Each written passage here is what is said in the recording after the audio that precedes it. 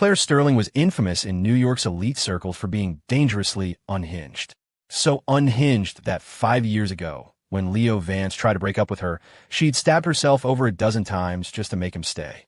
So unhinged that she'd gone to war with her own powerful family to marry him, getting herself exiled from their Greenwich estate for 3 years, and nearly giving her father a fatal aneurysm from pure rage. But this woman, who loved him so intensely she'd gladly die for him, had fallen in love with her therapist, Julian Croft, in the 3rd year of their marriage. When Leo's parents saw Claire and Julian kissing on the street and called Julian a shameless homewrecker, Claire had them seized right there on the crowded sidewalk. She made them kneel and beg for Julian's forgiveness. By the time Leo arrived, he found Claire leaning casually against Julian's chest, the two of them seated on chairs, looking down on his parents like royalty. His mother and father were on their knees at their feet, held down by bodyguards who were forcing their heads to the pavement in brutally rhythmic apologies. Both of them were trembling, their foreheads bruised and bloody messes. Their dignity was shattered. A crowd had formed, pointing and murmuring. Someone was live-streaming it on their phone, a robotic voice from the app counting along with the crowd. 997, 998, 999. Leo, shaking with fury, charged through the onlookers. Claire, stop it. For God's sake, stop it. He shoved the bodyguards aside and gently helped his parents up, his eyes red as he turned to face Claire. Claire, they're my parents. How could you do this to them? Claire looked down at him, her expression imperious. Leo, darling, when they insult my man, they're insulting me. No one gets away with slapping Claire Sterling in the face. Not even your parents. Leo's hand shot out, pointing at Julian. He was trembling so hard his voice cracked. Isn't he? Holding another man's wife in his arms. If he's not a shameless homewrecker, what is he? The crowd erupted in whispers at his words. Whoa, so he really is the other man. Damn, she's vicious, going after the husband's parents like that. Julian immediately put on a wounded expression, turning to Claire. Claire, I'm only by your side to help with your treatment. Once you're better, I'll leave. If your husband can't accept this, I can go right now. Claire's face darkened instantly. She pulled Julian back, clutching him tightly. Where do you think you're going? She cooed possessively. You're not going anywhere except right here by my side. When she looked back at Leo, her eyes were cold and sharp. Leo, you're being naughty again. You never learn your lesson, do you? Her gaze was genuinely dangerous. Leo instinctively shielded his parents, his body tense. Claire, what are you going to do? She looked down at him, a cruel smirk on her lips. Since your parents love calling people shameless homewreckers, why don't we carve those words onto their faces? Let's see how they like it. Leo stared at her in disbelief. No, don't you dare. Claire's eyes narrowed. With a slight tilt of her chin, she signaled her bodyguards. One of them immediately pinned Leo's arms behind his back while the others grabbed his parents. His parents, already dizzy and weak from banging their heads against the concrete over 900 times, had no strength to resist. Leo watched, horrified, as his parents were humiliated. Claire, I was wrong, he screamed, his voice breaking. I shouldn't have said that. Please, don't hurt my parents, I'm begging you. He pleaded desperately, but Claire remained unmoved. Too late, Leo, she said, her voice like ice. If I don't make an example out of them for Julian's sake, what's to stop anyone from insulting him whenever they feel like it? My man doesn't deserve that kind of disrespect. She was going to use his parents to send a message to establish Julian's place. What are you waiting for? She snapped at her men. Do it. The bodyguards forced his parents to the ground, pulling out a knife. His parents lay there, looking at Leo with tears streaming down their faces. Leo, we were wrong. We were so wrong, his mother choked out. We never should have let you marry this monster. Leo sobbed, shaking his head and struggling against the guard's grip. Stop. Let them go. Stop. He thrashed so violently that both his shoulders dislocated with a sickening pop, but the bodyguard holding him didn't budge. He could only watch, helpless, as the blade carved one stroke after another into his parents' faces. On his mother's cheeks, the words home and wrecker. On his father's, shameless. They were both distinguished professors, respected their entire lives. They had never known such humiliation. The moment the guard released him, Leo scrambled to his parents' side. Seeing the utter despair in their eyes, he collapsed to his knees before them. Mom, Dad, I'm so sorry. This is all my fault. A cold shadow fell over him. He looked up numbly. It was Claire, crouching beside him in a stunning red dress. The silk scarf around her neck was the one he had tied for her that morning. This woman, whose body he knew so intimately, who once loved him to the point of madness, was now a complete stranger. She casually popped his shoulders back into their sockets, then patted his cheek like he was a pet dog. Leo, I told you. Julian is my therapist. He's with me to treat my condition. You all need to show him some respect. Once I'm better, I'll send him away. You always wanted me to get better, didn't you? She whispered. So be a good boy.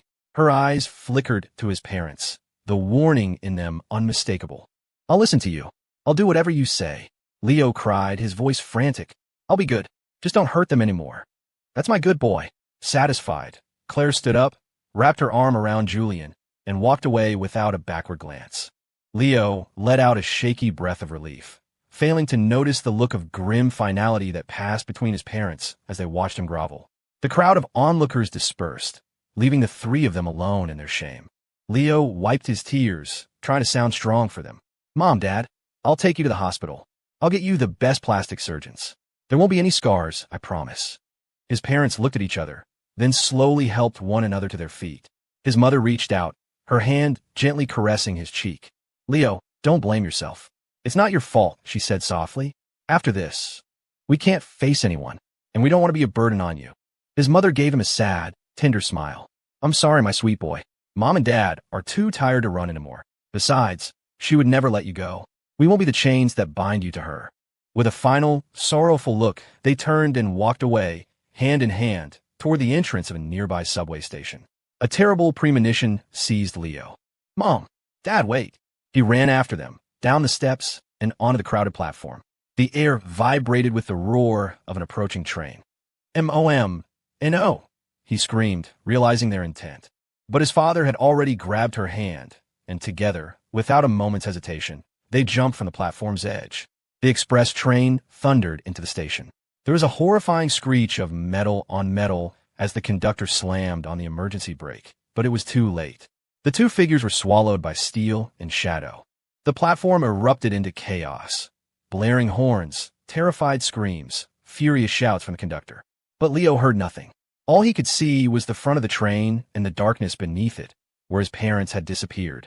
He walked toward them, step by step, until his legs gave out and he felt his knees. Tears streamed down his face. Dad, Mom, don't leave me, please. Don't leave me. His mother's eyes were filled with a strange sense of peace. Leo, she rasped, no one can use us to hold you back now. Run toward freedom, and don't ever look back. She tried to lift her hand to touch his face one last time, but it fell limply to her side. Dad, M.O.M. An ambulance arrived, but after a few frantic minutes of work, the paramedics pronounced them both dead. Leo clung to their bodies, his world shattered. The bodies were taken to the morgue. He had them cremated and found a small plot in a cemetery. He knelt before their new headstone all night. As the first light of dawn broke, he borrowed a phone from a groundskeeper and dialed a number he knew by heart. I need your help, he said, his voice hollow. I need a drug that can fake my death. There was a pause on the other end. You finally came to your senses? You're ready to leave her. Leo looked at the smiling photos of his parents on the headstone, his voice thick with grief. I just woke up too late, and the price was far too high.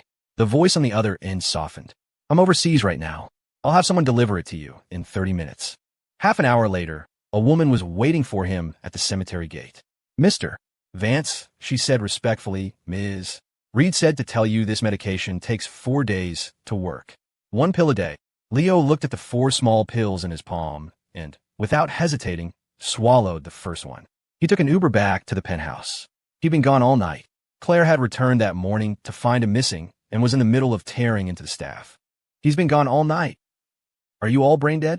Your master is missing, and none of you thought to go look for him. Get out. All of you get out. She grabbed a vase and hurled it against the floor. Shards of porcelain skittered to a stop at Leo's feet. Claire looked up and saw him standing in the doorway. Relief washed over her face, quickly replaced by a thunderous scowl. Why wasn't your phone on you? Where were you last night? Speak. Leo's phone had been lost in the chaos of his parents' accident. Claire's people had already retrieved it for her. She was clutching it now, her expression venomous, as if it weren't just a phone but proof of his betrayal. He'd seen this scene 1,000 times over the years. Claire loved him to the point of obsession and was plagued by a profound insecurity. If she couldn't reach him for even a moment, she'd spiral. The only reason it had taken her all night to notice he was gone was likely because she'd been with Julian. She always acted like she cared so deeply about him, but it was nothing more than a suffocating possessiveness. Leo walked slowly toward her, studying the woman before him. 6 years ago, on his way home from his NYU classes, he'd stumbled upon a badly injured Claire Sterling in an alley. He'd been scared, tempted to just walk away, but she had grabbed his hand with surprising strength. "Help me," she'd whispered. He saw the raw desperation to live in her eyes and couldn't bring himself to leave her. He took her back to his small apartment and nursed her back to health, unknowingly starting this tragic chapter of his life. Claire was tall, nearly 5'10", with long legs, a stunning figure, and a beautiful face. Her deep-set eyes burned with a fierce, passionate love. Overwhelmed by her relentless pursuit, Leo's heart had eventually given in, and he'd agreed to be with her. Only later did he learn the truth. The Sterlings were all wired wrong, a family of paranoid, possessive narcissists. Claire's own aunt had become so convinced her husband was cheating that she murdered him in a fit of jealous rage before killing herself. And Claire's madness surpassed them all. She'd installed tracking software on his phone and spyware that monitored all his messages. Any girl who showed interest in him was dealt with privately and violently. Female classmates who spoke to him for too long received warnings. She'd even had one of his female professors transferred to a different class. Overwhelmed by her control, Leo had tried to break up with her. The result was Claire stabbing herself more than a dozen times, whispering that if she couldn't be with him, she'd rather be dead. He'd caved, his heart softening at the sight of her, and she had sworn she would change. But a month ago, he discovered that she was still the same. A girl had simply asked for his number while he was out shopping. He'd politely declined, but Claire had still sent someone to beat the girl up. He had confronted her. They'd had a massive fight, and he'd tried to end it again. That's when Claire had sought out a therapist. He never imagined she would fall in love with him during her treatment, that they would even play some kind of twisted therapy game. She believed Julian when he told her that if she could receive enough love from him, she might stop being such a possessive, unstable monster. Tears streamed down Leo's face, blurring the familiar features of the woman in front of him. She wasn't sick. This was who she was. She was a beast starving for affection, and only by feeding it pieces of himself could he find a moment's peace. But a monster is still a monster. How could he have been so arrogant as to think he could ever save her? "Claire, I regret this so much. Why did I ever fall in love with a monster like you, and let my parents pay the price?" Seeing his tears, Claire's expression softened. She moved closer, pulling him into her arms. It's okay. I was just worried when you didn't come home all night. Were you with your parents?" "Don't worry," she continued, her voice gentle. "I've already found doctors for them. I promise they won't have any scars. And you should tell them, from now on, to be more respectful when they see Julian." Respect. A bitter laugh escaped Leo's lips, his eyes blazing with hatred. They can go look for respect in hell. He raised the porcelain shard he'd been clenching in his hand and lunged, aiming for her heart. Claire's eyes widened. She shoved him back. "Leo." She was fast, but the shard still sliced a gash across her chest. It wasn't fatal, but blood immediately soaked through her dress. She glanced down at the wound, then looked at him in disbelief, her eyes filling with a wounded look he hadn't seen in years. "Leo," she whispered, her voice trembling. You tried to kill me." The murderous intent in his eyes had been unmistakable. "Yes," he spat. "I wanted to kill you. I wanted you to pay for what you did to my parents. But I failed." He collapsed to the floor, staring at the shard in his hand. The force of the attack had cut his palm as well, and it was now bleeding freely. Claire was stunned. "What do you mean? What happened to your parents?" Leo's eyes were shattered. "They're dead. They're both dead." Claire's expression faltered, but she quickly recovered. "Leo, even if your parents are gone, you still have me. I'll always be here for you. I regret it all." He sobbed. "I regret saving you. I regret ever meeting you." He turned his tear-streaked face to look at her one last time. A spike of fear shot through Claire's heart. In the next instant, she saw Leo tighten his grip on the shard and, without a moment's hesitation, slice it across his own neck. Claire's eyes widened in terror as she dove toward him. "Leo." The shard cut a deep gash into the side of his neck before she tackled him, wresting it from his hand and throwing it across the room. Her own hand was sliced open in the process. Blood sprayed from the wound. Ignoring her own injury, Claire pressed her hands firmly against his neck. "Are you crazy?" she screamed, her voice laced with panic as she held him tightly. Leo lay limp in her arms, his eyes devoid of any will to live, letting the blood flow. Seeing his vacant stare, Claire let out a wild, hysterical laugh. "Leo Vance, if you dare die, I will dig up your parents' bodies, grind their bones to dust, and feed them to dogs. I will make sure they never know a moment of peace, even in death, she snarled, her voice a low growl.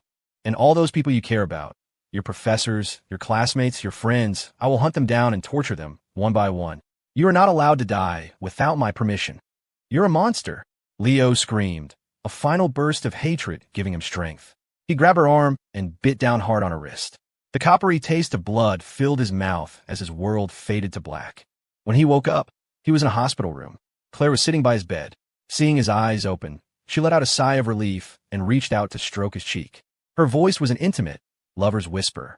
Leo, you did a bad thing yesterday, but I'll forgive you. From now on, you'll be good. Won't you? I've told you, Julian is just my doctor. I'm with him to get better. Isn't that because I don't want to hurt you? Because I want to spend the rest of my life with you. Once my treatment is over, I'll send him away. The only one I've ever loved is you. Your parents are gone now. From now on, I'm the only family you have in this world. She took his hand and kissed his fingertips. As she whispered the word, only, he could hear a faint, chilling note of pleasure in her voice. A shiver ran down Leo's spine. He felt a profound, bone-deep terror and snatched his hand away. Claire didn't seem angry. She just smiled, her gaze almost gentle. Her phone rang. She pulled it out and answered. He could faintly hear Julian's voice on the other end. Claire, you have a follow-up appointment today. Don't forget to come to the hospital. I'll be right there, Claire said. She stood up and looked down at Leo. Leo, don't do anything stupid again. I can't lose you.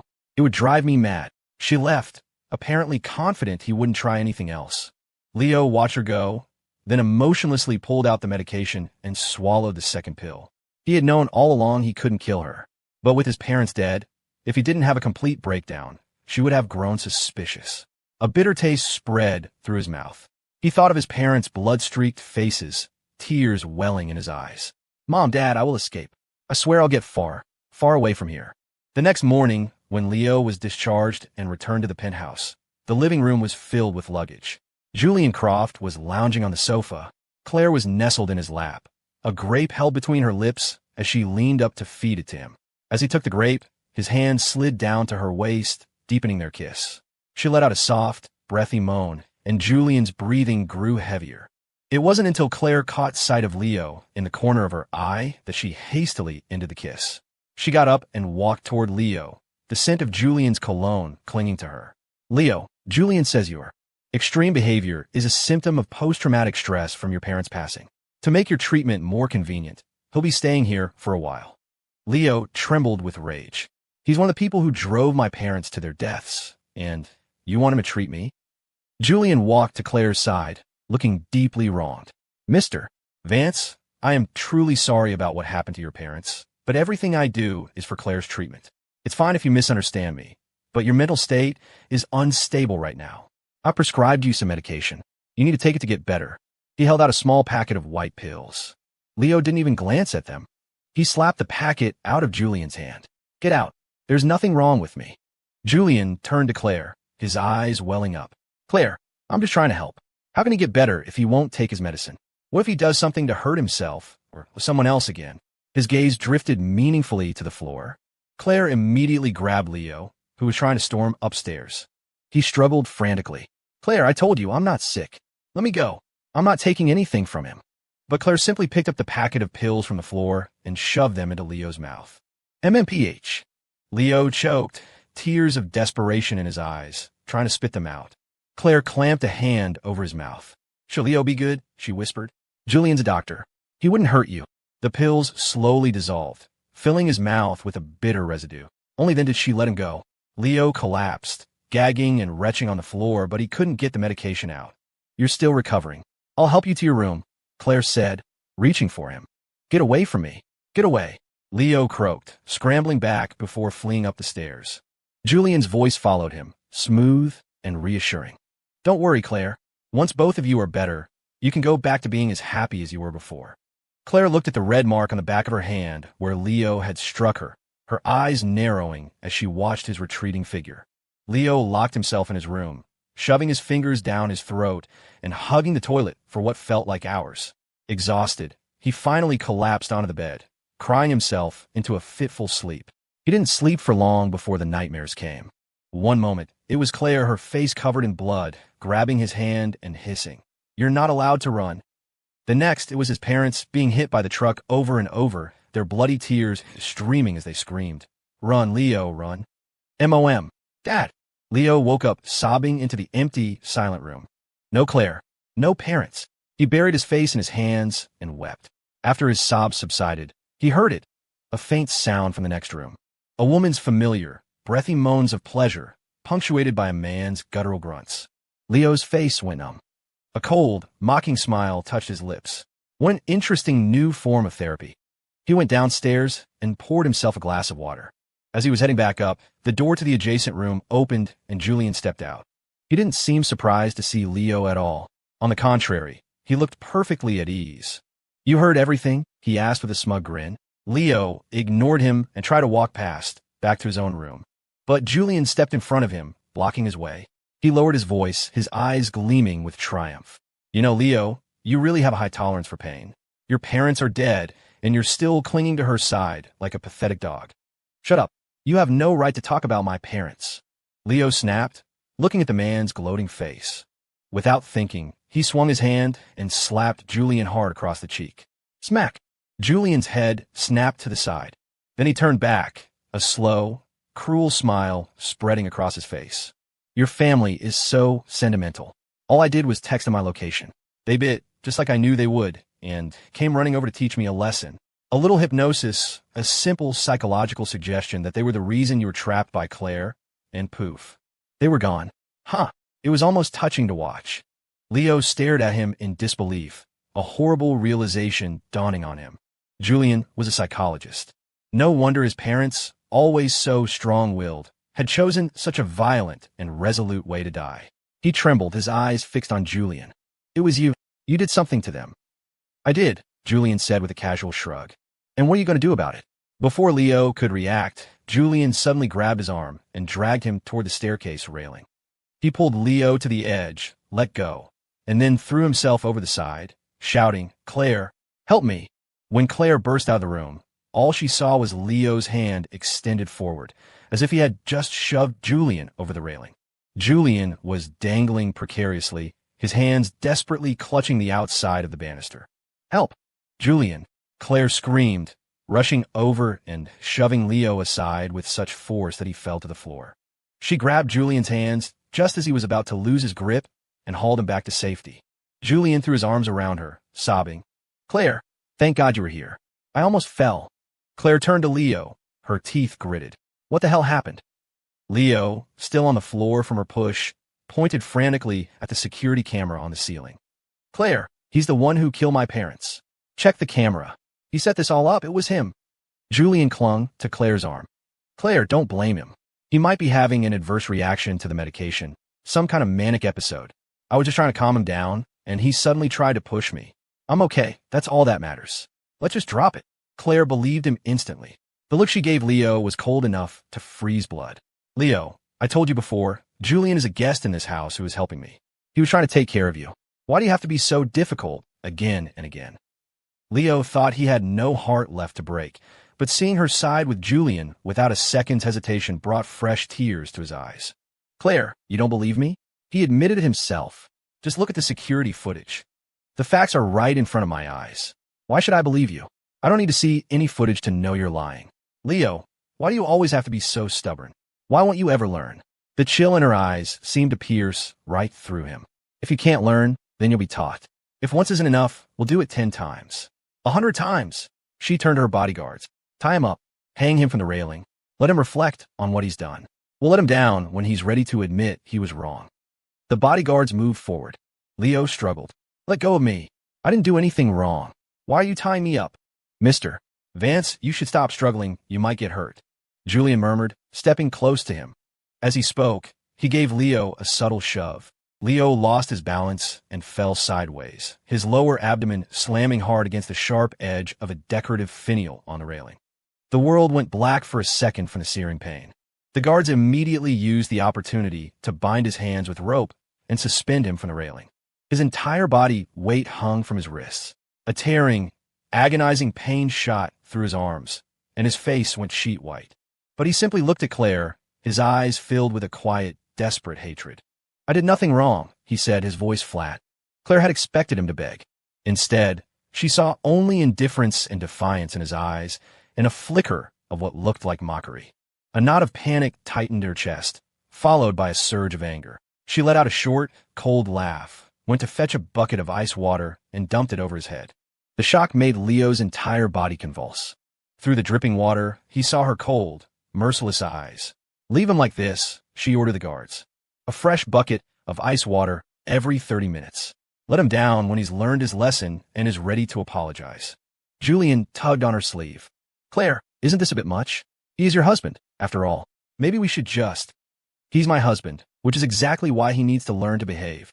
He hurt you, and he refuses to admit his mistake. He deserves to be punished. No one is to interfere." With that, she took Julian by the arm and led him back into the bedroom. Leo listened to her words, watched her walk away, and a faint, bitter smile touched his lips. "Claire, oh Claire, once you knelt before me and swore you would never betray me, that you would rather hurt yourself 100 times than cause me a single moment of pain.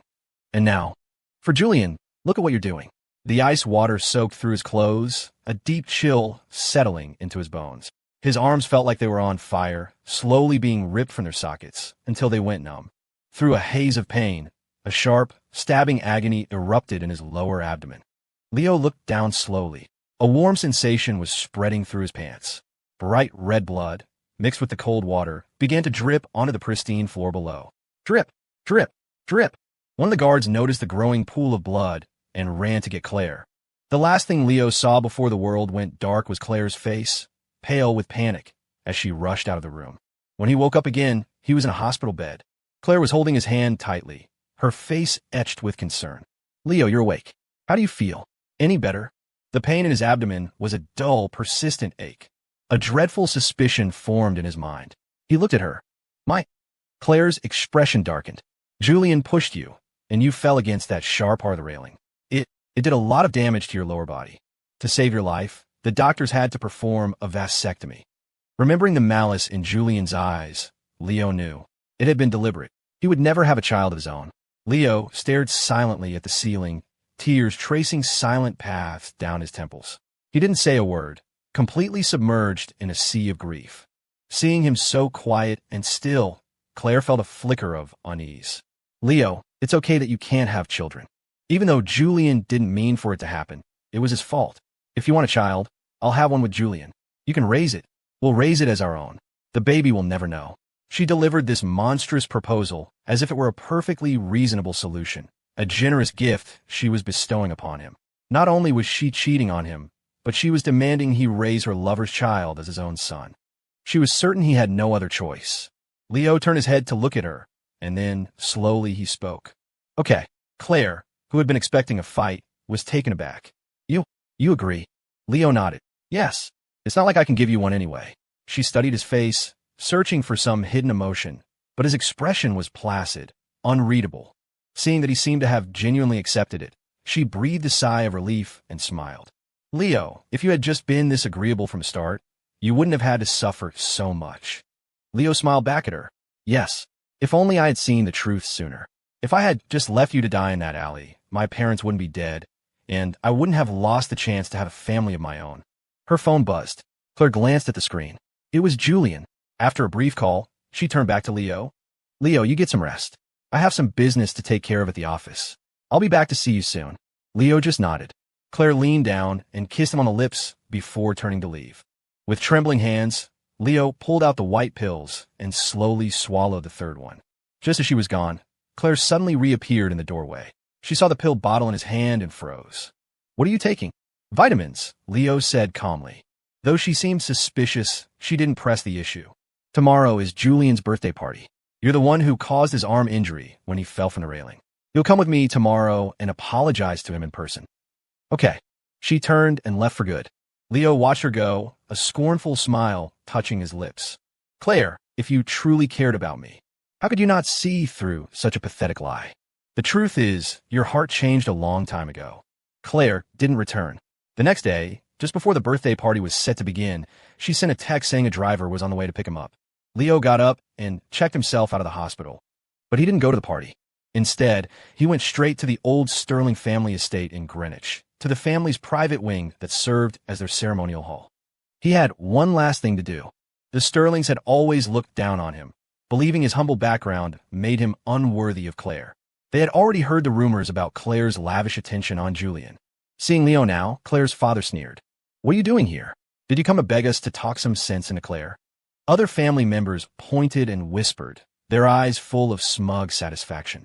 Leo met their mocking gazes, his expression serene. "I want a divorce from Claire Sterling," he announced, "and I request that my name be struck from the Sterling family charter." The family stared at him in disbelief. "He's lost his mind. He's actually gone insane." Even Claire's father was shocked. "Do you have any idea what that entails? To leave this family requires undergoing the ordeal of 999 lashes. No one had ever survived it. It was why the Sterling family only had widows, never divorcees." Leo gave a faint smile, his eyes resolute. He walked to the center of the hall, to the place of punishment, and lay down calmly. Begin. Years ago, to get the family's approval to marry him, Claire had endured 99 lashes, her body beaten to a bloody pulp. Today, he would endure 999 just to sever all ties with her. Even in death, he wanted nothing more to do with her. After their initial shock, the Sterlings seemed to believe he would give up halfway. "Let's see how long you can keep up this act," one of them muttered as the ordeal began. The first lash. Leo remembered meeting Claire for the first time. Her face was covered in blood, but her eyes were so bright they had stopped him in his tracks and captured his heart. The second lash. He remembered their first kiss. She was leaning against him, her soft lips brushing against his, and he could hear the frantic, unsteady rhythm of her heart. The third. He remembered Claire, after 99 lashes, kneeling before her family and declaring with unwavering resolve, "The only person I will ever want is Leo Vance." The fourth. By the 999th lash, all Leo could see was her cold, retreating back and the mangled bodies of his parents. The hall was so quiet you could hear a pin drop. Everyone stared in stunned silence at Leo. He was a mangled, bloody wreck, barely recognizable as human. He could no longer speak, but his eyes were fixed on Claire's father. "Mr. Sterling slowly took out the heavy, leather-bound family charter, flipped to the page bearing Leo's name, and drew a thick, black line through it. Thank you." Leo managed, a smile touching his lips as he coughed up a mouthful of blood. He raised a trembling hand, retrieved the last pill from his pocket, and swallowed it with his own blood. As he lost consciousness, his expression was one of pure relief and release. "Goodbye, Claire. I'm finally free of you." Claire was at Julian's birthday party. The event was extravagant, every detail dripping with luxury, a clear testament to how much she doted on him. The story of how she'd driven Leo's parents to their death for Julian's sake had already made the rounds. The passion she once had for Leo was now directed, with equal ferocity, at Julian. While the guests privately marveled at the fickle nature of the heart, they dutifully showered her new favorite with compliments. Julian had his arm around Claire's waist, a smug look in his eyes as he soaked in the crowd's envy. But Claire's gaze kept drifting toward the entrance. The party was halfway over, and there was still no sign of Leo. She thought back to his unervingly calm demeanor at the hospital, and a sharp, sudden pain pierced her chest. Noticing her distraction, Julian feigned a pout. "Claire, is Mr. Vance still upset with me? Is that why he won't come to my party?" He tilted his head, showing her his most flattering angle. "If he really can't accept it, maybe we should just call off this whole treatment plan. I can't bear to see you suffer, but I also don't want to be the cause of a rift between you and him." He rambled on, not noticing the flash of impatience in Claire's eyes. "Don't worry," she said coolly. "Leo and I won't have a rift because of you." Julian looked at her, confused.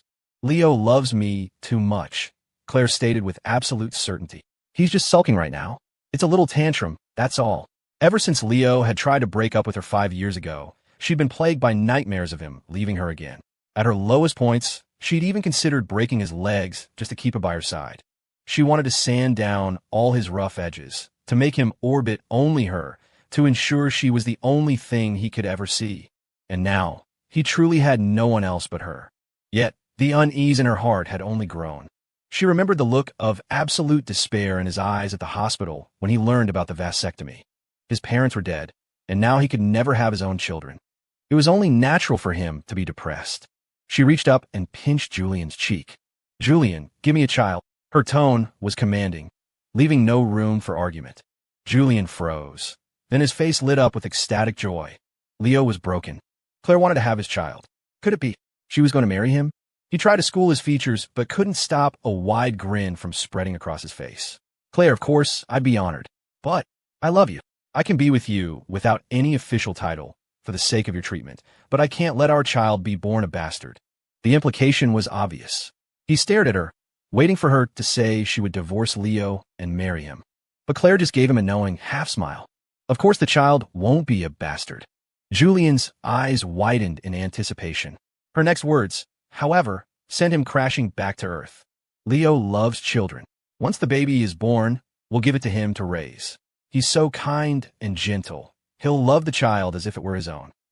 The color drained from Julian's face. You want to give my child to Leo Vance? Claire's eyes went cold, her gaze locking onto him. What? She purred, the smile never leaving her lips. You have a problem with that?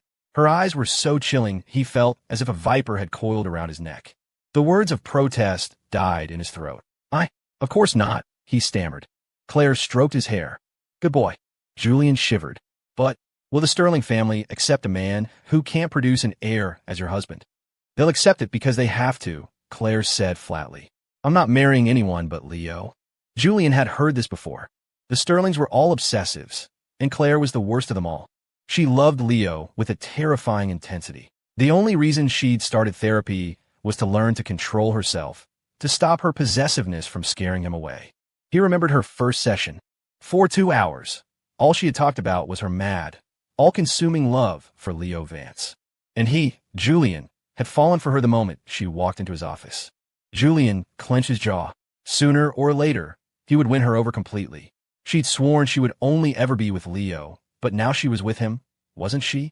And if they had a child together, she could never truly cut him out of her life. With that thought, he composed himself. A 7-tier cake was wheeled out. He put his arm around her waist again. Claire, it's time to cut the cake. But Claire's mind was still on Leo. She frowned. You go ahead. I need to find out why Leo isn't here yet. Without giving Julian a chance to reply, she pulled out her phone and dialed Leo's number. It went straight to voicemail. She tried again. Still voicemail. Her expression soured. Just as she was about to track his phone's location, a call came in from the Sterling estate. The moment she saw the number, a sharp, inexplicable pain shot through her chest. She clutched her heart, her brow furrowed as she stared at the screen before finally answering. What is it? There was a moment of silence before her father's voice came through, strained. You need to come back to the estate. Now. Claire glanced at Julian, standing beside her. I'm celebrating Julian's birthday. I can't leave. She was about to hang up when her father's voice rose, sharp and urgent. Claire, it's Leo. He's gone. A roaring sound filled her ears. Her knuckles whitened as she gripped the phone, the blood draining from her face. What do you mean, gone? He's dead. Claire didn't remember the drive back to Greenwich. The family had never expected Leo, who seemed so gentle on the surface, to possess such a fiery, unbreakable spirit. Seeing Claire, her father frowned. He's in the ceremonial hall. She walked step by step into the hall. The first thing she saw was the blood. So much blood, a sea of crimson that seared her eyes. Leo was lying on the floor, motionless, his body a canvas of raw wounds. But the expression on his face was one of release. Her legs gave out, and she collapsed to her knees beside him. She reached out, her fingers hovering over the gruesome marks left by the lashes, then snatched her hand back as if burned, terrified of hurting him. Her eyes blazed with fury as she turned to her father. The lashes? What is this? Who gave you the right to hurt him? Her father, seeing the familiar signs of her impending mania, explained quickly. He asked for it himself. Claire, it's the family rule. If you want a divorce, you must endure the ordeal of 999 lashes. He demanded a divorce and asked to have his name struck from the charter. He had already had the security footage copied, anticipating her rage. The video clearly showed Leo entering the estate, requesting the divorce, and willingly submitting to the punishment. Claire snatched the phone from his hand and smashed it on the floor. Lies. It's all lies. Get out. Claire, you're with Julian now anyway. Leo is dead, you. Before he could finish, Claire lunged forward and kicked her father to the ground. The rest of the family gasped, rushing to help him up. Claire, are you insane? That's your father. She looked at them with the eyes of a predator. Who said he's dead? Leo promised he would stay with me forever. Why would he leave me? You dare to hurt my Leo behind my back. I will make every single one of you pay. Her eyes were bloodshot, filled with a world-destroying madness. The family was so terrified by her appearance that they fell silent. Claire turned back to Leo, rushed to his side, and gently lifted him into her arms. She kissed his cold lips. "Don't be afraid, my love. I'm taking you to the hospital. We'll get those awful marks taken care of, and you'll be fine." She carried him out to her car and sped to the hospital owned by Sterling Industries. She burst through the emergency room doors, her voice frantic. "Doctor, doctor, help my husband. He's hurt." A team of doctors and nurses rushed over. When they saw the man in her arms, they gasped. Leo's condition was horrific. A doctor did a quick preliminary check and then looked at Claire, his voice hesitant. "Ms. Sterling, I'm very sorry, but your husband, he's already passed away." Before he could finish, Claire's hand shot out and clamped around his throat. "Shut up." She slammed his head against the wall. The doctor didn't even have time to cry out before his eyes rolled back, and he slumped to the floor, unconscious. The hallway fell silent. Claire was like a cornered animal. "How can my husband be dead? Are you deliberately trying to waste time? Who sent you? Who paid you to kill my husband?" Another doctor quickly stepped forward. "Ms. Sterling, please calm down. We'll take your husband into emergency surgery right now. A love as strong as yours. I'm sure he'll pull through." She gave the nurses a desperate look, and they quickly moved Leo onto a gurney and wheeled him toward an operating room. Only then did Claire relent. "That's right. Leo will be fine. You do your best work. When he's better, I'll give you all $1 billion bonus." The staff nodded with forced smiles. Inside the operating room, a nurse recognized the couple and couldn't help but whisper, "Didn't she cheat on him? I saw her bring him in yesterday after he was injured, and she had some other guy with her. What's with this loving wife act now? Lost his fertility yesterday, dead today. Her husband has the worst luck," another commented. "Given his connection to her, who would dare hurt him like this? This was probably her doing too. Now he's dead, and she still won't let him rest in peace." A younger nurse looked helplessly at the lead surgeon. "What do we do now? She's crazy. She's making us operate on a dead man." The surgeon wiped sweat from her brow. "She's probably in shock. She can't accept his death. She'll come to her senses eventually." Her gaze fell on Leo's body. She sighed. "For now, let's clean his wounds. At least we can let him go with some dignity." The young nurse's eyes reddened. "I heard their story once. I used to be so envious of him. I never thought it would end like this." Filled with pity, the team worked diligently, carefully treating all of Leo's wounds. Several hours later, he was wheeled out of the OR. The lead surgeon met Claire's intense gaze and braced herself. "Ms. Sterling, your husband is out of danger, but he lost a lot of blood and has slipped into a deep coma. We can't say for sure when he'll wake up. He needs to rest." Claire nodded and approached the gurney. His clothes had been changed, his wounds cleaned. If not for the stillness of his chest, he would have looked like he was merely sleeping. She gently stroked his cheek. "Leo, my love, you're tired. Sleep for a while. I'll wait for you to wake up." The medical staff standing nearby exchanged uneasy glances but said nothing. Claire smiled, a shockingly tender expression on her face. "Thank you," she told them. She didn't leave Leo at the hospital. She took him straight home to the penthouse. The moment she walked in, Julian, who had been waiting on the sofa, jumped up. He'd already heard the news that Leo was dead. He rushed toward her, trying to suppress his glee. "Claire, I heard about Mr. Vance. I'm so sorry. How did this happen?" His words caught in his throat. Claire's eyes were so cold they looked like they could tear him apart. And in her arms, she was carefully holding the body of Leo Vance. Julian's face changed. Could it be? Leo wasn't dead? Claire walked right past him and carried Leo into the master bedroom. She laid him on the bed, gently covered him with a blanket, and carefully smoothed back his messy hair. Julian stood in the doorway, his mind reeling with confusion. Claire leaned over the bed and whispered to Leo, "Darling, I'm filthy, covered in blood. I'm going to take a shower, and then I'll be right back to lie with you." She turned and went into the ensuite bathroom. Seeing his chance, Julian tiptoed to the bedside. He stared at Leo for a long moment, then cautiously reached out and placed his fingers under Leo's nose. His face went white. He snatched his hand back and stumbled backward, collapsing onto the floor. No breath. "He's dead. He's really dead. Then Claire is." He whipped his head toward the bathroom just as Claire emerged, wrapped in a silk robe, her body still damp. She saw him crumpled on the floor by the bed, and her expression turned sinister. "What are you doing?" Julian's voice trembled. "Claire, Mr. Vance is dead. You should take him to a funeral home. Not bring him here. AGH. His throat was suddenly encased in her hand. Her cold, merciless eyes locked onto him, radiating pure murderous intent. "Shut your mouth. How dare you curse my Leo? He'll be alive and well long after you're dead and rotting in the ground." "Choke." Claire. Julian stared into her terrifyingly cold eyes, knowing with absolute certainty that one more wrong word would be his last. I'm sorry, Claire. He couldn't breathe.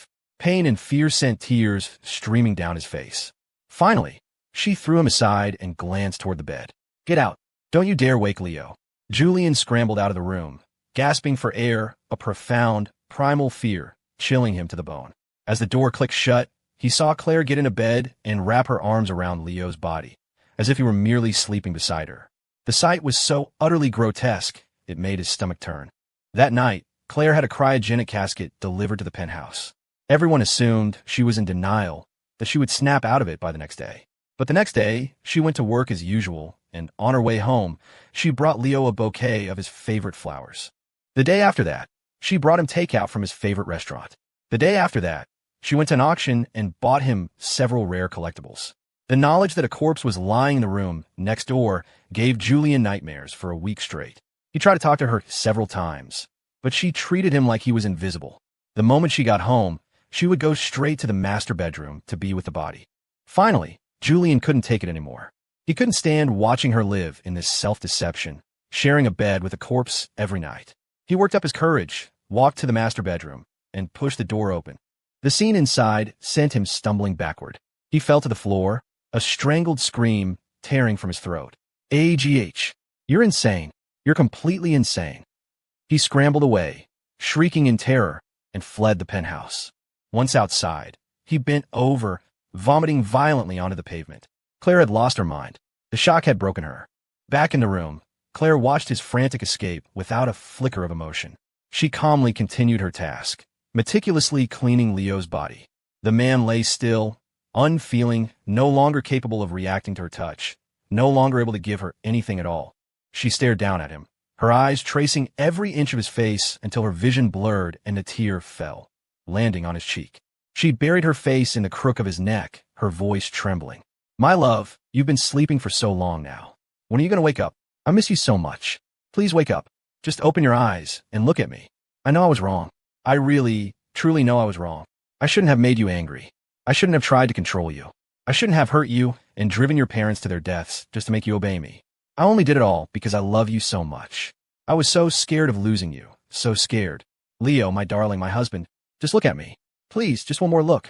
Yell at me, hit me, do anything. She took his limp hand and slapped it against her own face. It fell away, soft and weightless. Claire looked at him, her composure finally shattering. Leo, don't leave me. I'm scared, so scared. Her voice was raw with a vulnerability and a bottomless despair he had never heard before. A moment later, her eyes turned bloodshot, her voice hardening with that familiar, terrifying possessiveness. If you don't wake up, I'll kill every single person who ever hurt you. I'll destroy everything you ever cared about. Do you really not care? I know you've been feeding that stray cat in the alley. I know you secretly sponsored 2 students through college. I know you've been submitting design work to that small firm under a pseudonym. But no matter how much she begged or threatened, the man gave no response. Wake up. Leo Vance, wake the hell up. Why? Why did you leave me? Like a madwoman, she stormed out of the room. She began smashing everything in sight, unleashing the raging beast inside her that screamed for destruction. When Julian returned with 2 burly men, he found Claire collapsed on the sofa. Empty liquor bottles littered the floor around her. She was mechanically pouring vodka down her throat, her entire body reeking of alcohol. As he got closer, he could hear her muttering the same phrase over and over. Why did you leave me? Julian knelt beside her. With a flick of his wrist, an elegant pocket watch dropped from his palm, swinging gently in front of her face. Claire's glazed eyes followed the watch's pendulum-like motion. Gradually, her expression went slack. Julian's heart leaped. It was working. If Claire kept this up, she'd completely lose her mind. If he could just get rid of Leo's body, she would have no choice but to accept reality. He gave his men a subtle nod. They immediately headed for the master bedroom and, moments later, emerged carrying Leo's body. Claire, her eyes still fixed on the swinging watch, slowly closed her eyes, oblivious. Julian's voice was soft and slow, each word carefully chosen to seep into her subconscious. Claire, you don't love Leo Vance anymore. The man you love now is Julian Croft. The pain you're feeling is just your inability to accept his death. Once you accept the fact that he is gone, you will be free from your suffering. Don't worry, I will be by your side from now on. I will cure your obsessive tendencies. I will be with you forever. Claire, Leo Vance is dead. You don't love him anymore. As he spoke, Claire's eyelids began to flutter. She seemed to be fighting his words, struggling to wake up. How is this possible? It was working so well before.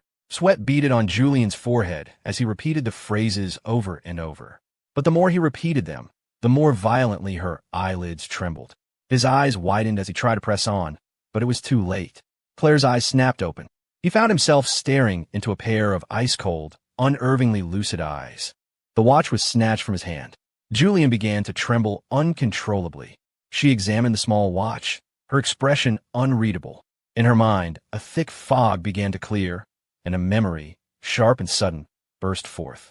Her gaze snapped back to him. What are you doing? Julian's face was pale, his lips trembling. He struggled to remain calm. You were drunk.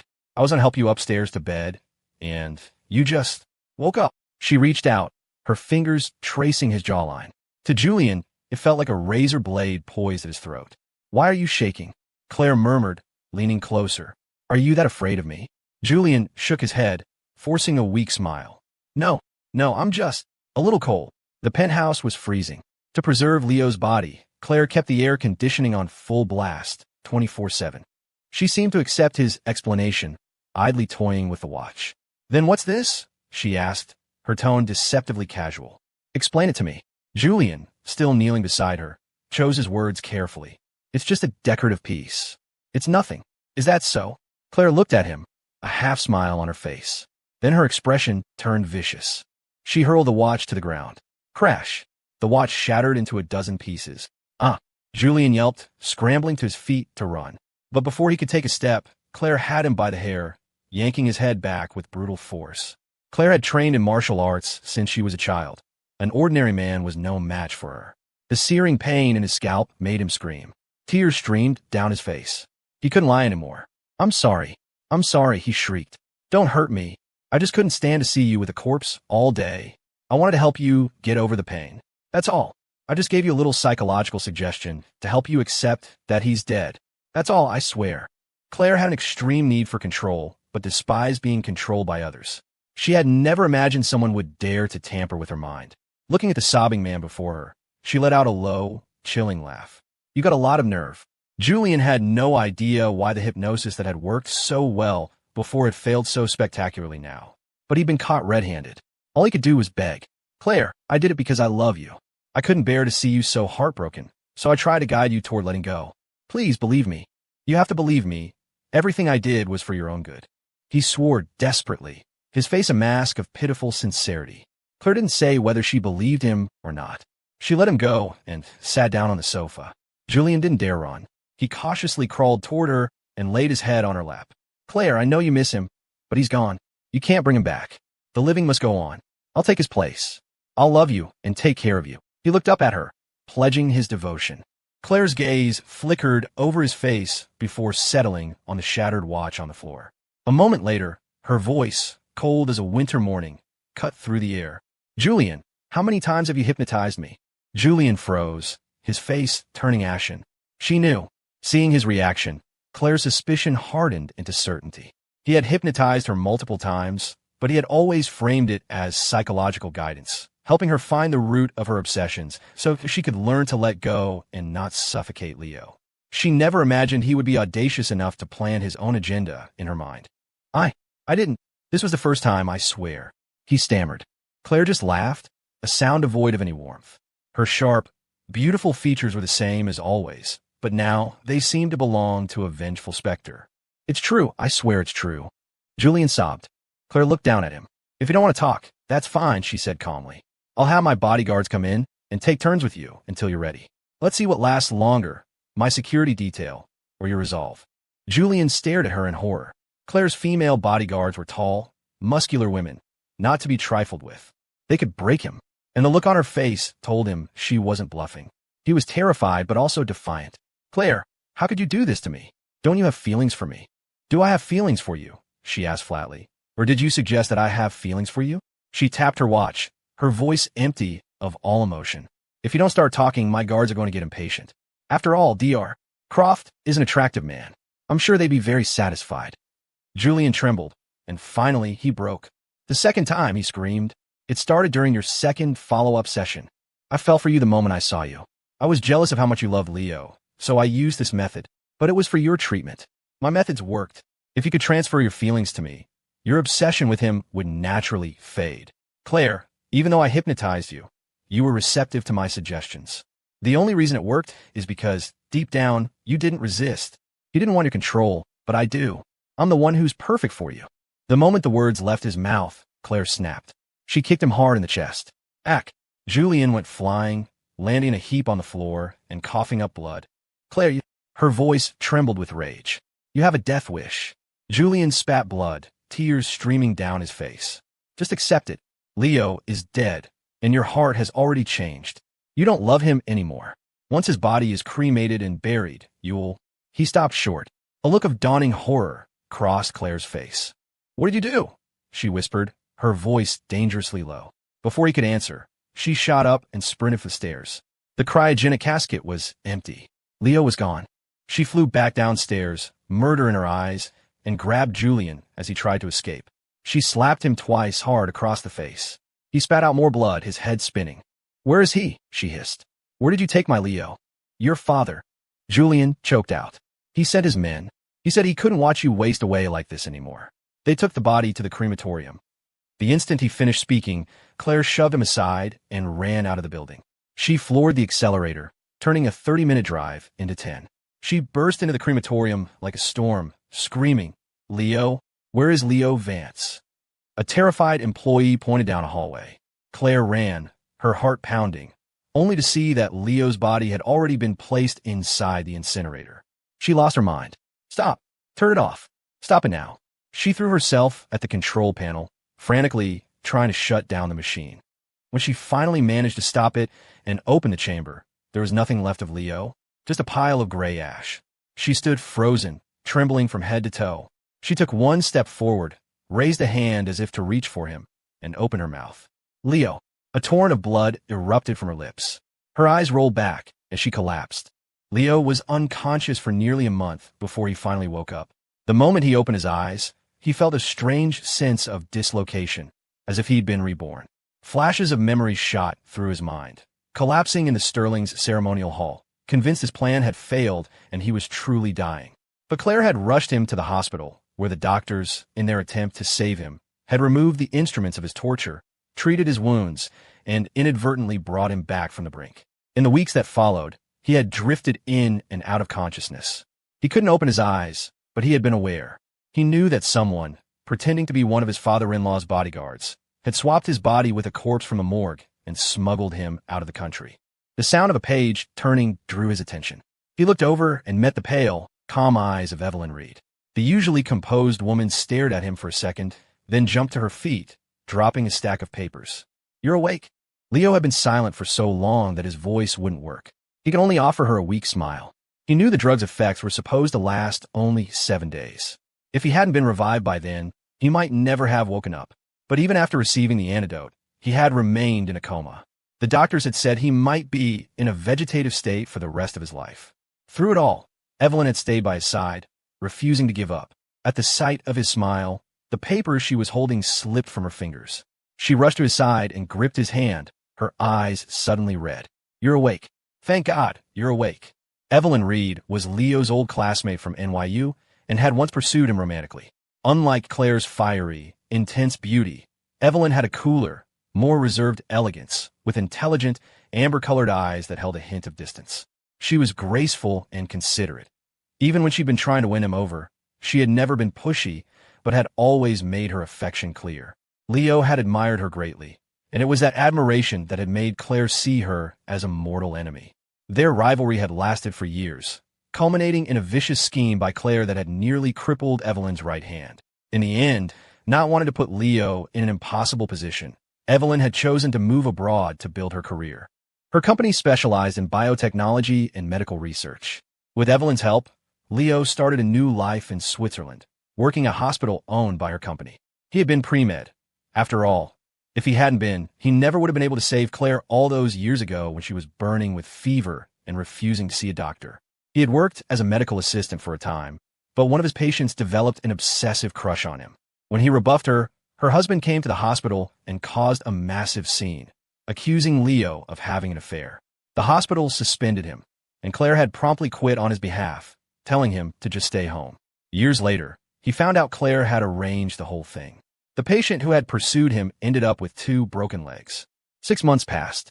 Leo slowly grew accustomed to his new life. At the end of his shift, he said goodbye to his colleagues and checked his phone. A message from Evelyn sent 5 minutes ago. Here, he smiled and picked up his pace, almost jogging to the entrance. Evelyn was standing there, holding a 5-year-old girl in her arms, a warm smile on her face. Leo's eyes lit up. "Stella, sweetheart." Evelyn laughed. "What's the rush? Slow down, you'll fall." The little girl in the princess dress squirmed in her arms, eager to be let down. Evelyn set her on the ground, and she shot toward Leo like a tiny cannonball. "Daddy!" Leo knelt and wrapped his arms around her small body, feeling the day's exhaustion melt away. He picked her up and kissed her on the cheek. "She's getting heavy. Let me take her. You've been working all day," Evelyn said, reaching for the child. Stella just hugged Leo's neck tighter. "No, I want Daddy to carry me." Leo chuckled, carrying the little girl to the car. "It's fine, she's not heavy." Evelyn shook her head with a fond, indulgent smile.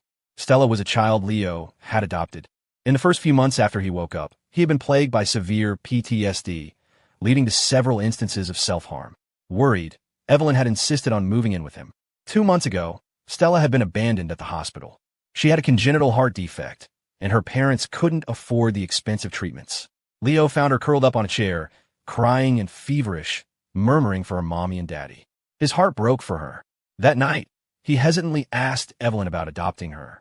Evelyn agreed without a second thought, immediately arranging the paperwork and covering the costs for Stella's heart transplant surgery. From the day Stella came into his life, Leo had finally started to live again, a genuine smile returning to his face. Evelyn drove to the grocery store. The 3 of them shopped for dinner, Stella clutching a new toy, looking for all the world like a happy family. But when they returned home and opened the front door, the smiles vanished from their faces. The apartment was dark. A figure was sitting silently on the sofa, staring intently at them.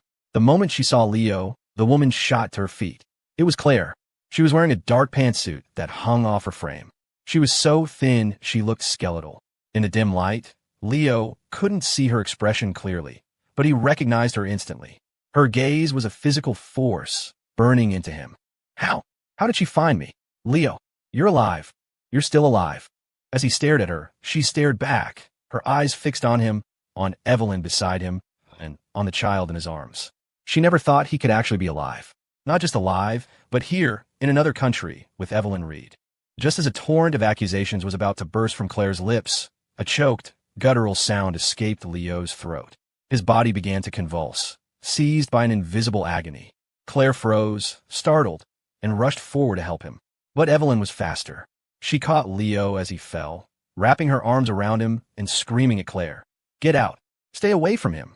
Held in Evelyn's arms, Leo's body continued to twitch uncontrollably, his eyes wide with terror, locked on Claire. Images flooded his mind, his parents' mangled bodies, being hung from the railing, the agony of the 999 lashes. After waking up from his fake death, he developed this condition. Any extreme emotional distress would trigger these seizures. Sometimes, just waking from a nightmare was enough. But since adopting Stella, it hadn't happened in months. Stella, terrified, started screaming and crying. Evelyn held Leo tightly, trying to soothe him. "Leo, calm down. Breathe. Take a deep breath." His face was turning purple from lack of oxygen. She half carried, half dragged him to the medical kit and fumbled for the small oxygen tank inside. Leo's trembling hands brought the mask to his face. He took one shaky breath before his eyes rolled back, and he passed out. Claire stood frozen, watching it all unfold, the blood turning to ice in her veins. The joy of finding him alive, the rage at seeing him with Evelyn, it all vanished, replaced by a frantic, helpless panic.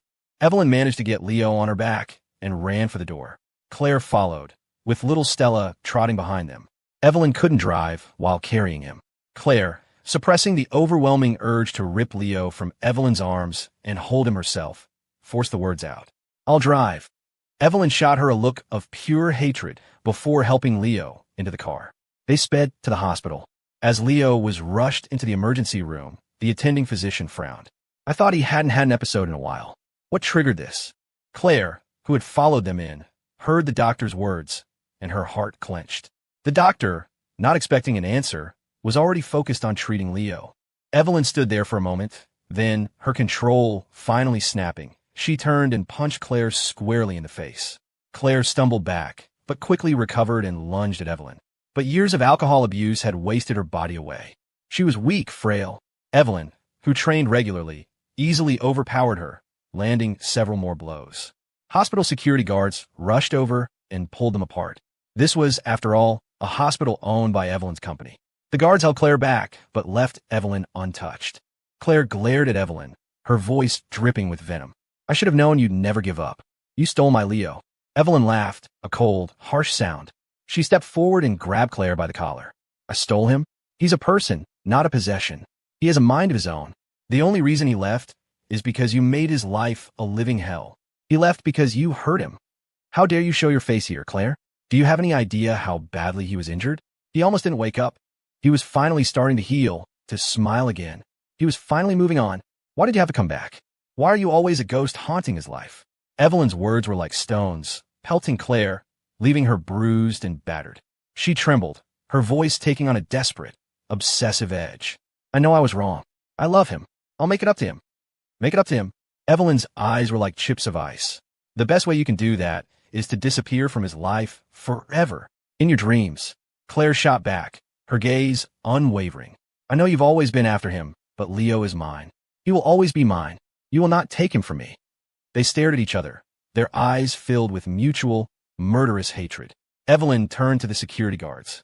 "Get her out of here, and don't let her back in." Claire struggled, but she was outnumbered. She kept her eyes fixed on the room where they had taken Leo, but she was dragged away. She stared at the hospital sign, a crazed look in her eyes, wanting nothing more than to storm back inside. Then, a chillingly calm smile spread across her face. "It's okay. As long as Leo is alive, he'll come back to me. Sooner or later. He's alive. He's alive." She returned to her hotel. Soon after, her assistant sent over a file detailing Leo's life for the past 6 months. The daily reports, the therapy sessions, the moments of despair, and the slow, painful recovery were all laid out before her. She saw the days when he was like a walking ghost, the long list of medications he was on, the reports of his self-harm episodes. Evelyn's presence was a constant thread throughout the documents, but what stood out most was Leo's agony, and she knew, with sickening certainty, that she was the cause of it all. Several times, she couldn't bear to read anymore. The pain was unbearable. She poured glass after glass of whiskey, then smashed the bottle and dug a shard of glass in her own arm. But the insane, possessive fire in her eyes for Leo did not diminish in the slightest. When Leo woke up in the hospital, Evelyn and Stella were by his side. Stella was perched on the edge of the bed, her small hands clutching his, her bright eyes watching him. The moment he opened his eyes, she leaned in. "Daddy, are you okay?" Leo felt a dull slowness, the aftershock of the seizure. It took him a moment to focus on her before a weak smile touched his lips. He hugged her small body. "Daddy's okay." The little girl's lip trembled. She tried to be brave, but her eyes filled with tears. She had clearly been terrified. Leo held her, kissing her forehead. "Daddy's really okay. Don't be scared." Stella clung to him, sobbing her heart out. It took a long time for Evelyn and Leo to calm her down before a nurse gently led her out of the room. Once they were alone, the atmosphere grew heavy again. Leo opened his mouth to ask how Claire had found him, but then closed it. It didn't matter. She was here. She had stormed back into his life, and the destruction she brought was absolute. The fragile light that had just begun to return to his eyes was already dimming, shattering once more. Suddenly, Evelyn grabbed his wrist. Her gaze was firm. "Leo, don't be afraid. You have me this time, and you have Stella. You're not alone." She now regretted, more than anything, her decision 6 years ago to step back, not wanting to put him in a difficult position. She should have fought harder. Maybe things would have been different. No one knew the turmoil she'd felt when she got that call from him, asking for a drug to fake his own death. Leo's eyes stung, and he pulled Evelyn into a fierce hug. She held him tightly. "I won't let her hurt you again," she vowed. "Not even if it cost her her life." Leo's breathing slowly steadied. As much as he didn't want to face it, Claire was here, and he had to find the strength to deal with her. He stayed in the hospital overnight and was discharged the next morning. As expected, Claire was waiting for him at the entrance. The moment their eyes met, A tremor ran through Leo's body. He quickly looked away, following Evelyn to her car. Seeing his cold indifference, Claire's heart ached. She hurried after them. Leo, just hearing her voice made him go rigid, his face pale. Evelyn's voice was like ice. Claire, if you don't want to trigger another one of his seizures, I suggest you back off. Claire froze in her tracks, forced to watch as Evelyn drove away with Leo and Stella. Back at the house, Evelyn had the locks changed and posted 2 bodyguards at the door. Undeterred, Claire bought the house directly across the street. Perhaps she was genuinely afraid of frightening him, because she didn't try to approach him again. Instead, she had gifts delivered to his doorstep every day. Leo, who saw her watching him from her window whenever he came and went, treated her like she didn't exist. He had the guards throw her gifts straight into the trash without a second glance. One afternoon, as he was coming home with Stella, he saw Claire drag a man out of her house. The man's hair was a mess, and he was barefoot, his feet dirty and bleeding from small cuts. He seemed oblivious to the pain, his entire body trembling with fear. A dog collar was clasped around his neck, the leash held firmly in Claire's hand. The moment he saw Leo, the man's head snapped up. He scrambled toward Leo and fell to his knees. He began slamming his head against the pavement, over and over, his forehead quickly becoming a bloody mess. Leo Vance, kill me. Please, just kill me, he sobbed. I won't do it again. I'll never think about Claire again. I'm begging you, put me out of my misery. It was only then that Leo recognized him. It was Julian Croft, Claire's former therapist. He was a shadow of his former self, emaciated, his body covered in bruises. He continued to bash his head on the ground mechanically, the chain around his neck rattling. Claire simply held the leash, her eyes fixed on Leo, gauging his reaction. Fearing Stella would be traumatized, Leo quickly tried to usher her inside. Leo, wait. Claire's voice stopped him. Please, just give me a few minutes. I need to explain. Leo paused.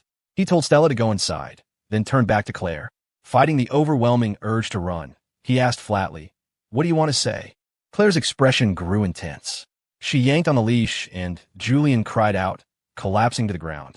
She pointed at him, her eyes burning with a hatred that seemed to consume her. Leo, it was him. Everything that happened to us, it was all his fault. I've investigated everything. He hypnotized me during my sessions, tricked me into believing that twisted treatment plan was a good idea. I also found out he's the one who hypnotized your parents, planted those psychological suggestions that drove them to. This man is the reason for everything. I love you so much, Leo. I would never hurt you. I was manipulated. Leo looked at the broken man on the ground. Julian was alternating between sobbing and laughing, clearly having lost his mind. Claire didn't spare Julian a glance. She took an eager step toward Leo, wanting to hold him. But Leo simply stepped back, out of her reach. A wounded look crossed her face. Leo, I've missed you so much. Every single day. Don't worry. He hurt you, and I've made him pay for it. He's the reason you had to have the vasectomy, so I had him tied to a railing for 12 hours and had the same thing done to him. He will never have children either. He liked to play mind games, so I had him hypnotized every day until his mind broke. Those people in my family who looked down on you, I threw them all out. They're living on the streets now. Everyone who ever hurt you, I've taken care of them. And me? They both knew who had hurt him the most. Claire pulled off her jacket, revealing her arms. They were a roadmap of scars, cuts, burns, bruises. Her stomach was crisscrossed with knife wounds. She stared at Leo, her eyes, which never cried, now swimming with tears. Leo, I know I was wrong. Punish me. Do whatever you want of me. I will do anything to atone. Just please. Don't leave me. It would kill me. Leo's gaze drifted over the scars. He had always been too soft-hearted. Claire seemed to think he was softening, but after a moment of complex emotion, his expression became as still as a frozen lake. He looked at her coolly. So what? Claire froze.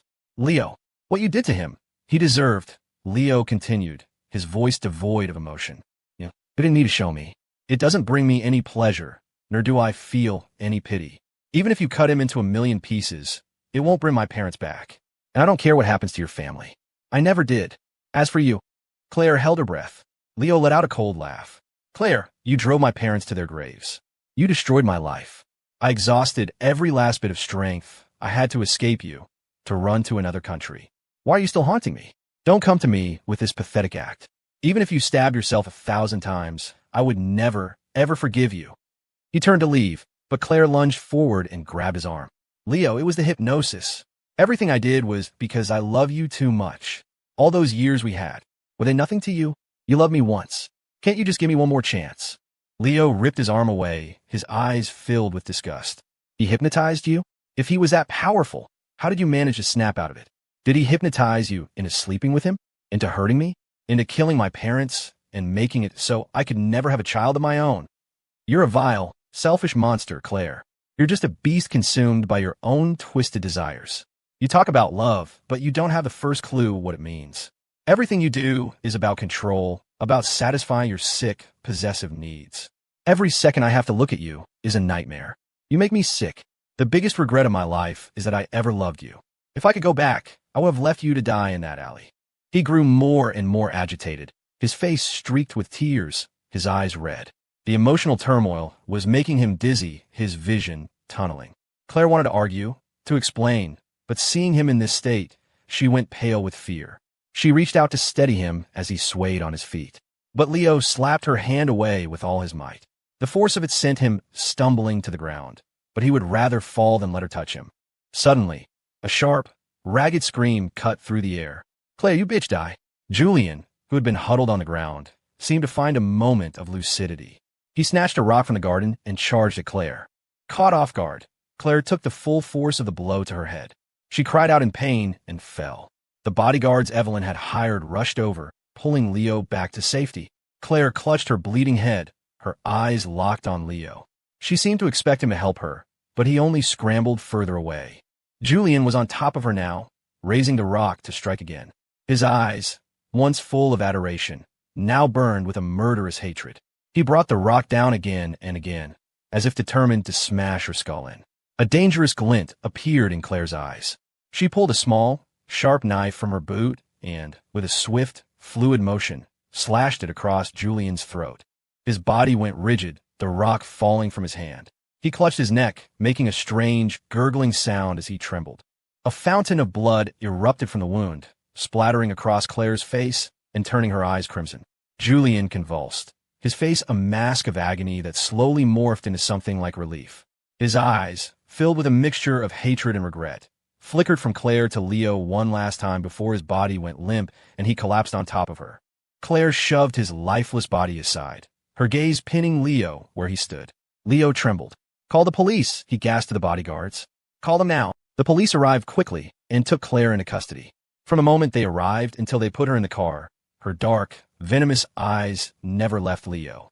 When Evelyn got back, she found Leo wrapped in a blanket, still shaking, his body ice cold. The memory of that possessive, all-consuming stare haunted him. That night, he had a violent nightmare. Thankfully, he wasn't sharing a room with Stella. Evelyn, sleeping next door, heard his muffled cries and rushed in to find him with his own hands wrapped around his neck, choking himself as he pleaded, "Let me go. Let me go." Her face went pale. She pried his hands away. "Leo, it's okay. Wake up." He gasped, his eyes flying open. He looked at his hands, then back at her, and burst into tears. "I dreamed of her. She had me. She was dragging me away." Evelyn held him close. "Don't be afraid. She's been arrested.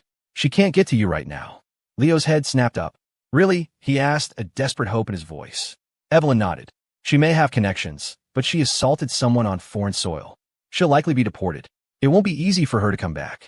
A wave of despair washed over Leo. "But with her power, it's only a matter of time." Evelyn looked at him, her expression firm. "Then maybe it's time for you and Stella to disappear for a while." He stared at her. "Disappear?" "Yes," she said. "While she's tied up, we take Stella and go somewhere new, somewhere she can't find you. Claire has made a lot of enemies. I'm going to contact them. Together, we can take the Sterling Empire apart, piece by piece." Leo wasn't convinced. "The Sterlings are too powerful. How could you possibly take them down?" Evelyn explained patiently. "After you died, Claire tried to kill herself. Her bodyguards revived her. When she woke up, she blamed Julian and her own family for what happened. She tortured Julian, and she even kicked her own father out of the family business. The Sterlings are in chaos. She may be in charge, but the family is fractured. They hate her. They're just waiting for the with which Claire had killed Julian.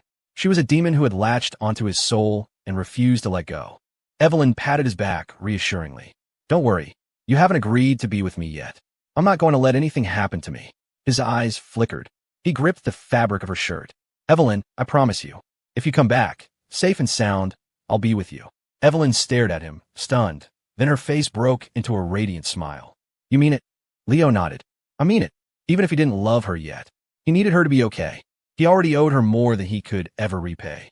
The next morning, Evelyn arranged for a car to take him and Stella to a remote town in the mountains. She sent bodyguards with them.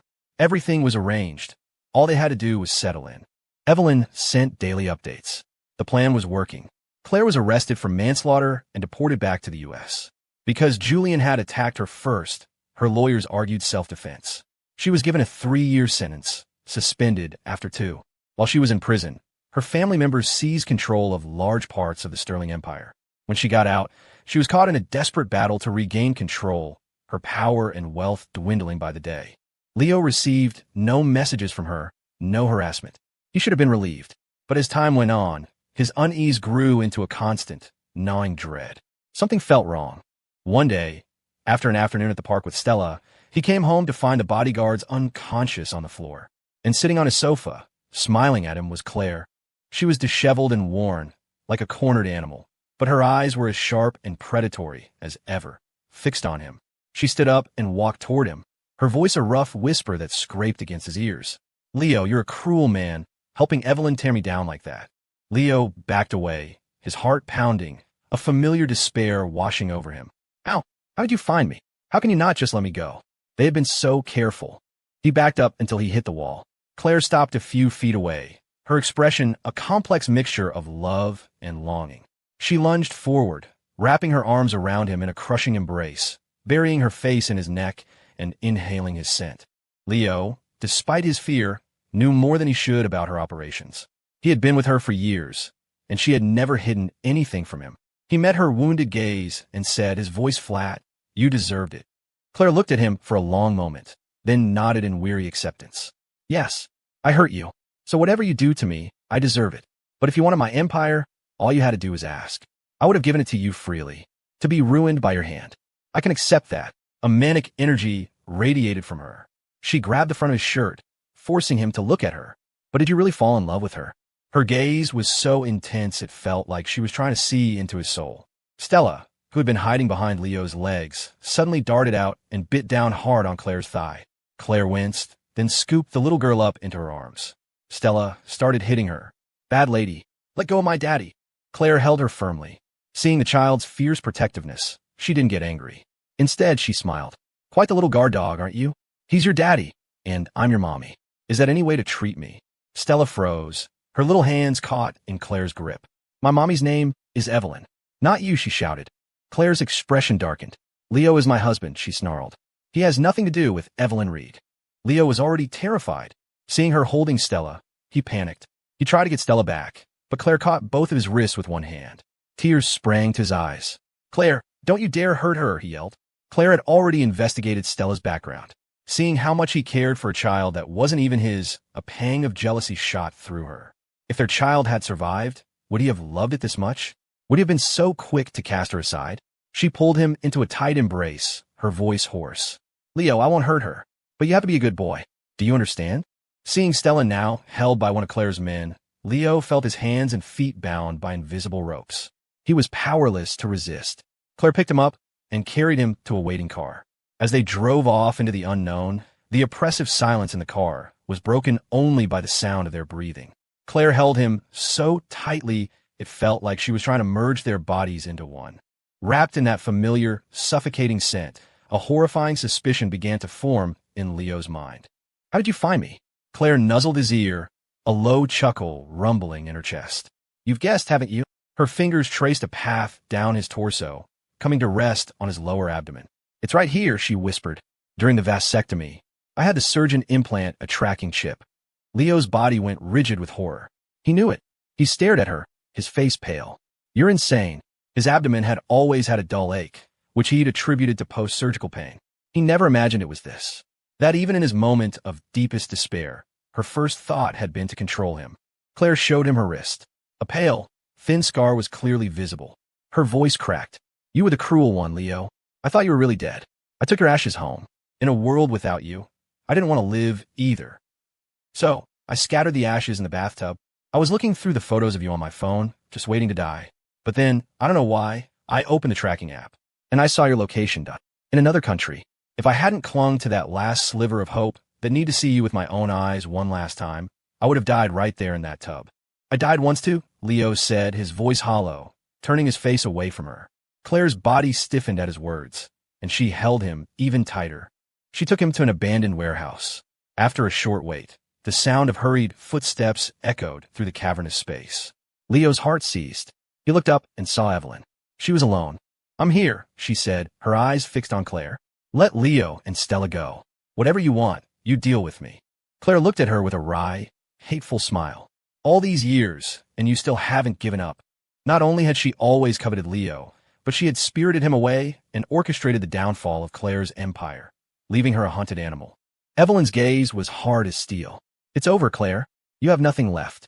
Let him go, and I promise I'll let you walk away. Claire laughed, a sound full of bitter tragedy. But without him, what's the point of having anything else? The moment he saw Evelyn, Leo couldn't stay seated. He shot to his feet. Claire, what are you planning to do? Her eyes narrowed, the possessive madness in them barely contained. She yanked him into her arms and crushed her mouth to his. Leo, Evelyn screamed, lunging forward. But Claire's bodyguards were ready. One of them swung a heavy baton, striking Evelyn across the back. She cried out and stumbled, and they pinned her to the ground. Evelyn, Leo yelled, turning desperately to Claire. Claire, let her go. Don't hurt them. I'll go with you, okay? I'll go with you.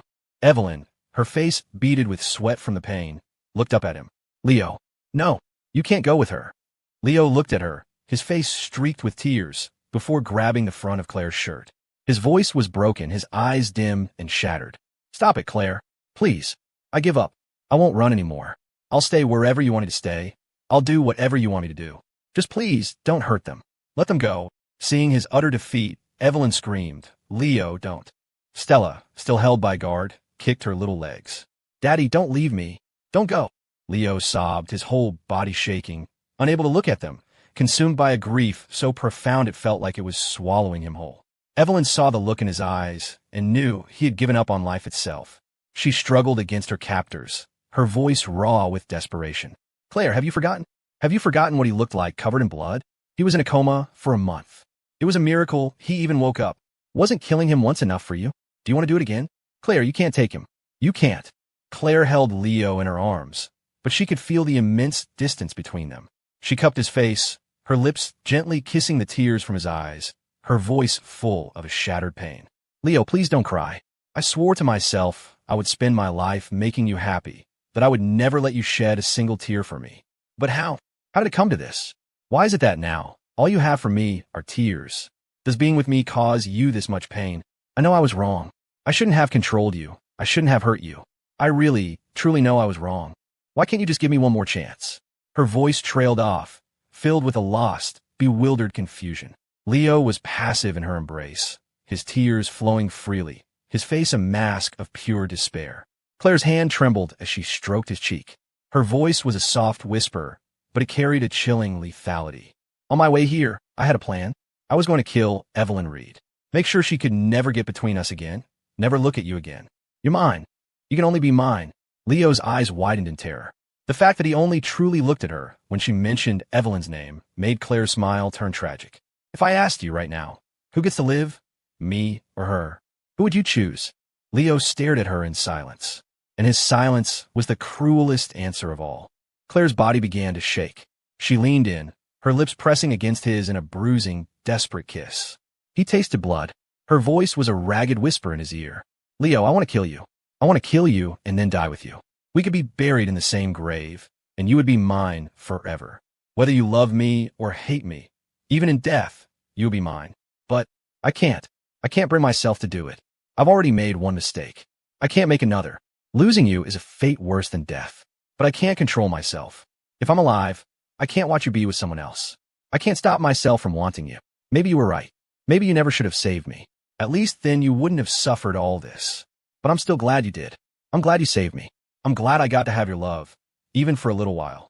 So, just let me be selfish one last time, okay? This way, at least you'll never forget me. As she spoke, she leaned in and kissed him again, a soft, lingering kiss filled with longing, regret, and the bitter taste of tears. In the next moment, something cold and hard was pressed into his hand. Before he could react, he felt Claire's hand close over his, forcing it forward. She let out a sharp, pained gasp. Her body went stiff, then slumped against him before falling to the ground. Leo instinctively reached for her, but he was too late. She collapsed, the handle of a knife protruding from her chest. The world went silent. Leo's legs gave out, and he fell to his knees beside her. Claire grabbed his hand, her eyes locked on his. She opened her mouth, and blood spilled from her lips. He could just make out her final words. "I love you, Leo." Her face was a mixture of peace and a lingering, desperate regret. Her gaze never left his as the life slowly faded from her eyes. Leo clutched her hand, a raw, animalistic cry tearing from his throat. "Claire! Claire!" Her breathing stopped. He collapsed on her chest, his body racked with deep, gut-wrenching sobs. He didn't know if he was mourning her death or celebrating his own liberation. All he felt was an overwhelming, suffocating pain, a profound sense of being utterly lost. A small body suddenly crashed into him, tiny arms wrapping around his neck. "Daddy! Daddy! I'm here! Daddy's here!" Leo came back to himself, carefully hugging Stella. He felt like a kite cut loose in a storm, suddenly tethered to the earth again, a sense of belonging flooding back into his empty world. He handled her funeral arrangements himself. The Sterling family, whom she had alienated so completely, refused to let her be buried in the family plot. So Leo bought a small plot in a cemetery near his house. With her violent, final departure, all the love and hate of their past seemed to fade, turning to black and white, blurring in his memory. Evelyn's back injury from the bodyguard's attack was severe, 2 broken ribs. She spent 2 weeks in the hospital, with Leo by her side, caring for her. The day she was discharged, she took his hand. "You said that if I came back safely, you would be with me. Does that promise still stand?" Leo squeezed her hand, a small, weary smile on his face. "It stands."